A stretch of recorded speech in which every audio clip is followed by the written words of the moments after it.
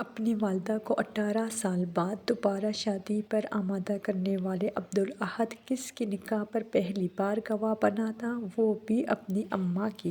عبدالاحد نے 5 سال کی عمر سے اپنی اماں والد کو سنگل پیرنٹ کے طور پر دیکھا۔ اب 24 سال کی عمر میں انہوں نے اپنی والدہ کے لیے وہ ذمہ داری نبھائی جو عموماً پاکستانی معاشرے میں خواتین کے لیے باپ یا بڑے بھائی نبھاتے ہیں۔ عبدالاحد نے اپنی والدہ کا دوبارہ نکاح کروا کر انہیں وہ زندگی جینے کے لیے رخصت کیا جو وہ 18 سال سے جی نہیں پائی تھیں۔ انہوں نے اپنی والدہ کو اس وقت ویڈیو کال کی جب وہ نکاح کے لیے پارلر میں تیار ہو رہی تھیں۔